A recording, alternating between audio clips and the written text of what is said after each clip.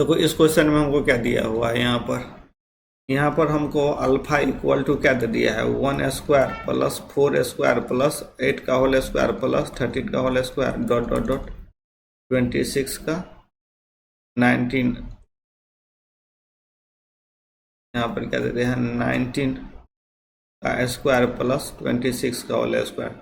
इसका general term लिखना है, क्या लिखना है, जनरल टर्म लिखना है। तो जनरल टर्म कैसे लिखेंगे हम, देखो अल्फा इक्वल टू हम क्या कर दिए, r² plus 3r minus 2 divided by 2 कर दिए, इसको होल स्क्वायर कर दिए। देखो यहाँ पर क्या हो जाएगा, यदि हम यहाँ पर 1 ले लिए, r इक्वल टू 1 ले लिए तो 1 बन जाएगा, 1 का होल स्क्वायर बन जाएगा। यदि r इक्वल टू 2 ले लिए तो क्या बन जाएगा, हमको r इक्वल टू 1 ले लिए तो यहाँ पर देखो क्या बन जाएगा, मेरा 1² बन गया। कैसे, ये 1 हो गया, ये क्या हो गया 3 हो गया, और ये -2 हो गया। तो 4 - 2 2 और 2 डिवाइडेड बाई 2 1 हो गया, 1 का होल स्क्वायर हो गया। फिर देखो r इक्वल टू 2 ले लिए तो क्या हो जाए 4, और ये 6 4 10 10 माइनस 2 8 हो गया। 8 को हम डिवाइड किया 2 से तो 4 हो गया, 4 का होल स्क्वायर बन गया। तो ये इसी तरह हम जनरल टर्म यहाँ पर लेंगे। अब हमको यहाँ पर देखो अल्फा इक्वल टू क्या हो जाएगा 1/4, यहाँ पर r² प्लस 3r माइनस 2 का होल स्क्वायर हो गया।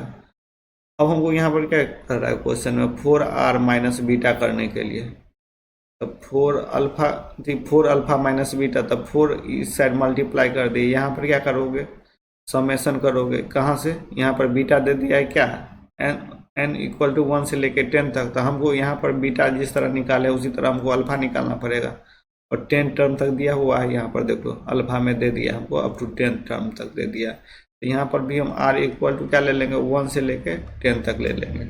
अब यहाँ पर इसको सॉल्व करो, तो यहाँ क्या हो जाएगा हमको r का पावर 4 प्लस 3 या 9² plus 4 minus 4² minus 12 4r² minus 12r plus कितना हो गया, तो हो जाएगा 6r³।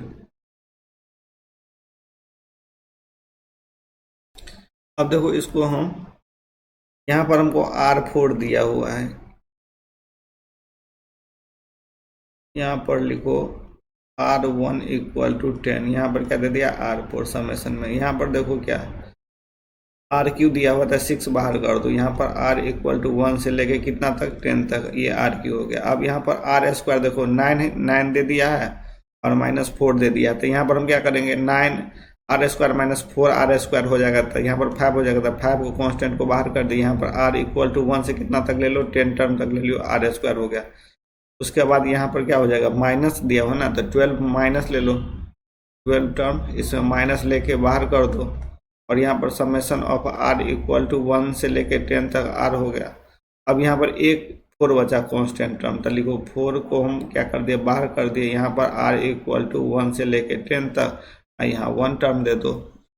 अब देखो यहाँ पर 4 अल्फा माइनस बीटा, देखो 4 अल्फा माइनस बीटा, ये अब यहाँ पर हमको ध्यान से देखना पड़ेगा।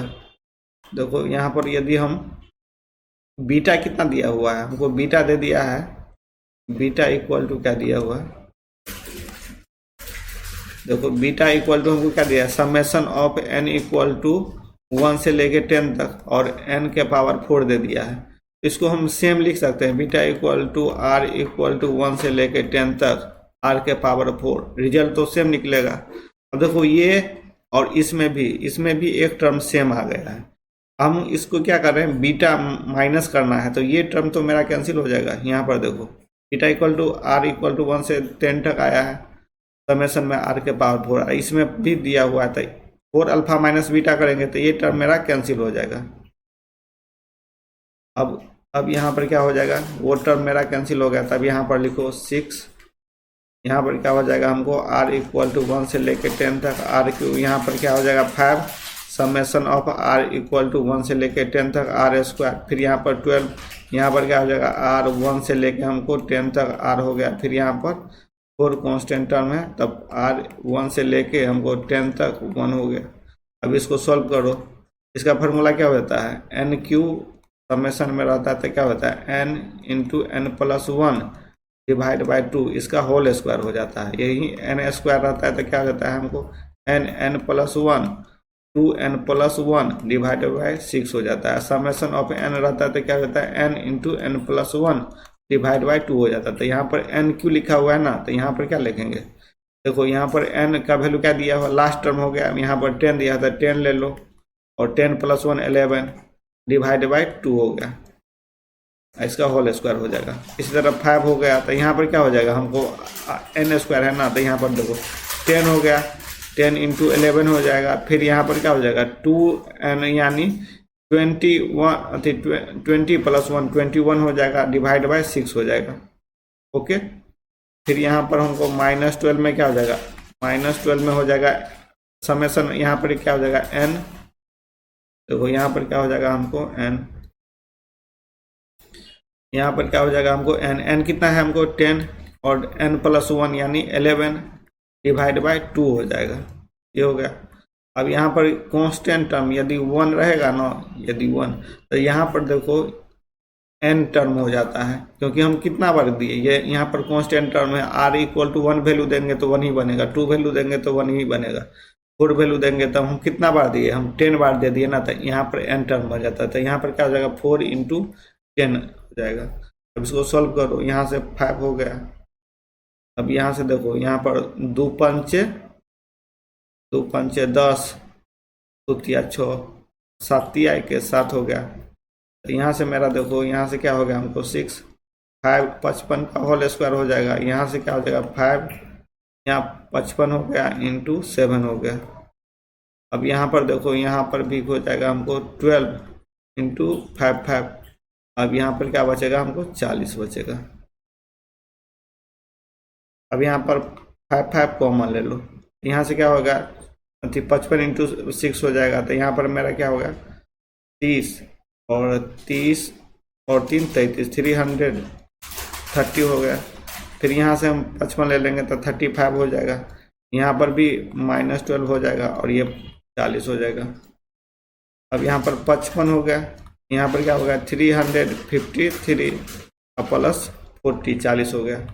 अब हमको क्वेश्चन में सेम इसी तरह का दिया हुआ है फॉर्मेट, 5 55 प्लस 40 के अकॉर्डिंग टू द क्वेश्चन हमको क्या दिया है। सो देखो अकॉर्डिंग टू क्वेश्चन हमको क्या दे दिया है, हमको 55 के प्लस 40 दे दिया था। अब कंपेयरिंग कर लो तो के इक्वल टू क्या हो गया 353, के इक्वल टू हो गया 353। तो इसका आंसर क्या हो जाएगा हमको, इसका आंसर हो जाएगा कितना 353। लिख दो यहाँ पर इसका आंसर क्या होगा 353। Thank you.